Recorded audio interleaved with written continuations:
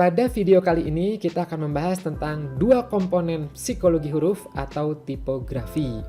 Nah, apa aja sih pembentuk psikologi huruf itu? Yaitu disebabkan oleh objektif dan subjektif. Jadi maksudnya seperti ini.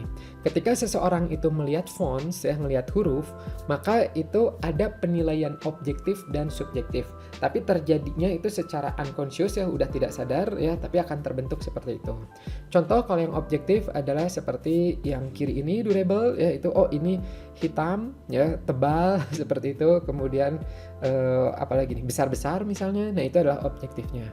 Ini tipis ramping misalnya tipis-tipis seperti itu. Nah, kalau yang subjektif itu kurang lebih ini kayaknya kuat. Nah, kesan kuat atau kokoh. Nah, seperti itu adalah subjektifnya. Atau yang ini misalnya lembut ringkih misalnya ringan. Nah, itu adalah contoh-contoh dari subjektifnya. Persepsi subjektif ini itu biasanya berkaitan dengan pengalaman dari masing-masing individu. Nah, cuman itu biasanya pengalamannya ada yang pengalamannya itu dilakukan secara disadari atau ada yang karena tidak disadari sehingga terbentuklah asosiasi tersebut. Nah, nanti penjelasan tentang teori kenapa bisa terbentuk psikologi asosiasi terhadap huruf tersebut nanti dibahas ketika kita bahas yang 7 tahapannya tersebut di sesi berikutnya. Nah, untuk di sini karena penilaian masing-masing individu itu terhadap fonts itu adalah objektif dan subjektif, maka Anda nanti sebagai calon desainer maka harus mengetahui juga nih yaitu berarti persepsi orang-orang secara umum terhadap fonts ini tuh seperti apa.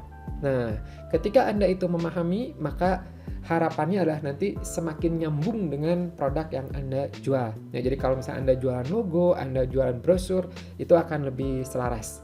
Dan nanti masing-masing itu akan kita bahas di sesi berikutnya. Kita ambil contoh dulu seperti ini. Misalnya Anda adalah seorang desainernya, Anda diminta untuk membuat iklan.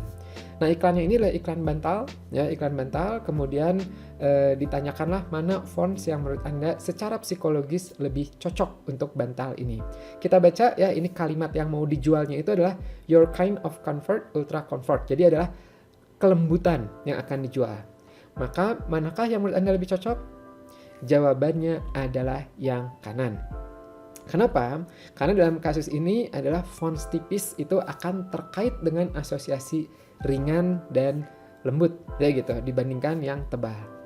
Contoh lagi misalnya ketika Anda diminta untuk membuat brosur mobil. Dan di sini yang dijual adalah being ahead stroke teknologi jadi teknologinya itu adalah dia lebih cepat, lebih unggul. Nah, manakah fonts yang lebih sesuai menurut Anda? Jawabannya adalah yang kanan, yaitu menggunakan italic atau miring.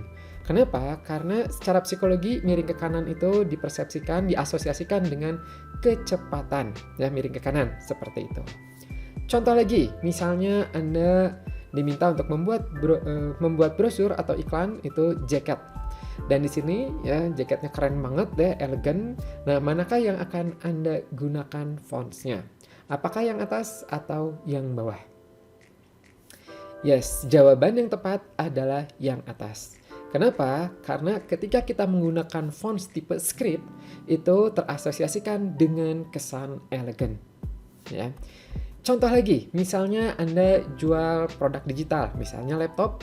Dan di sini yang akan Anda jual itu tagline-nya adalah super slim laptop Jadi laptop yang tipis sekali kemudian performance tailored to you Jadi intinya itu adalah slimnya Nah, mana fonts yang Anda pakai?